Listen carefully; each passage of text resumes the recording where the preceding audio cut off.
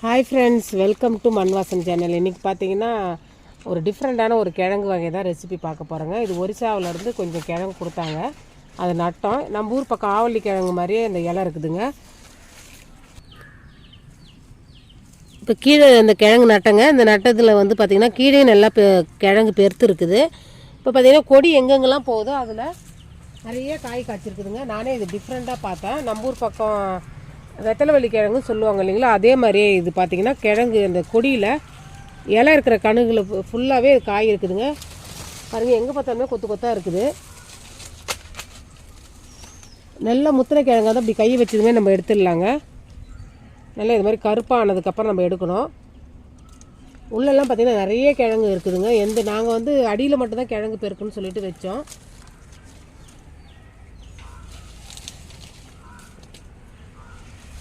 பாருங்கள், எங்கே பார்த்தாலுமே கிழங்கு. இந்த கொடி கொஞ்சம் காஞ்சி இருக்கிறதுனால நிறைய கிழங்கு இருக்குது, நம்ம எடுத்துக்கலாம். இதை தான் நம்ம சமைக்க போகிறோம். இங்கே பாருங்கள், இது வந்து பார்த்திங்கன்னா ஏர் பொட்டோட்டோன்னு சொல்கிறாங்க.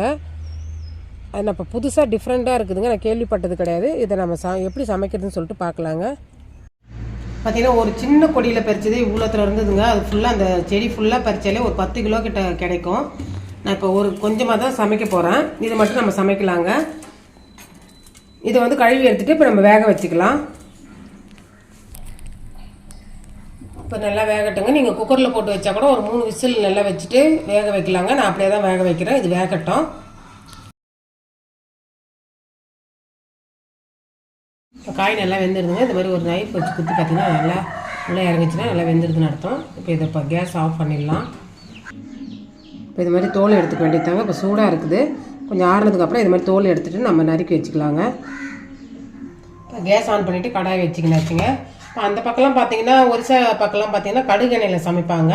இப்போ நான் வந்து பார்த்தீங்கன்னா கடலை எண்ணெயில் தான் சமைக்கிறேன். நல்லா தாராளமாக கொஞ்சம் ஒரு குழிக்கரண்டி அளவுக்கு எண்ணெய் விட்டுக்குங்க. எண்ணெய் காய்ஞ்சது நல்லா ஒரு டீஸ்பூன் அளவுக்கு ஜீரகம் சேர்த்துக்கலாங்க. ஜீரகம் நல்லா வெடிச்சதும் ஒரு மீடியம் சைஸ் 2 வெங்காயத்தை நல்லா பொடியாக நறுக்கி அதையும் சேர்த்துக்கலாம்.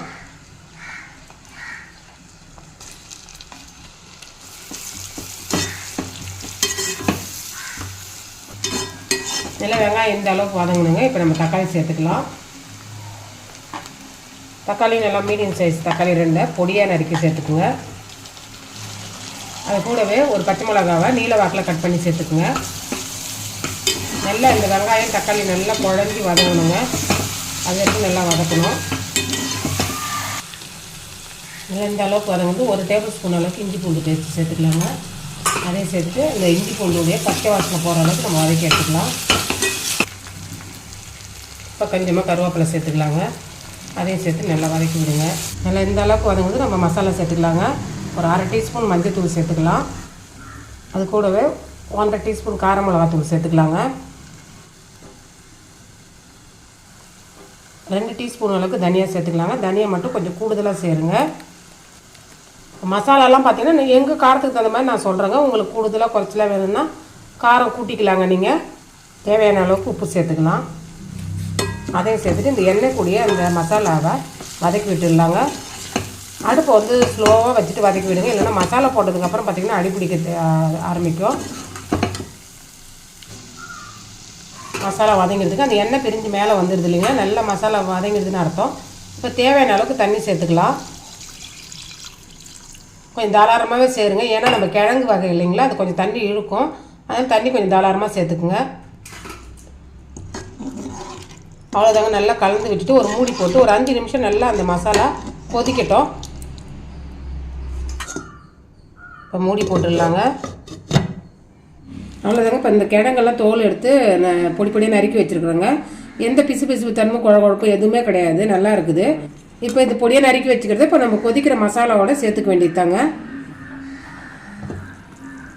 நல்லா அந்த மசாலா சேர்த்ததுக்கப்புறம் நல்லா கொதித்து அந்த எண்ணெய் பிரிஞ்சு வந்துருக்குதுங்களா, அந்த டைமில் நம்ம அந்த கிழங்கை சேர்த்துக்கலாம்.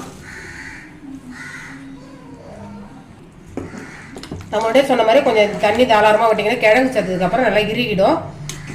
கிழங்கு சேர்த்துட்டு ஒரு 5 நிமிஷம் கொதிச்சா போதுங்க. அந்த மசாலாலாம் உள்ளே வந்து இழுத்துதுன்னா உப்பு காரெலாம் நல்லா இறங்கிடுச்சுன்னா இறக்கிட வேண்டியது தான். மூடி போட்டு அப்படியே கொதிக்கட்டும்.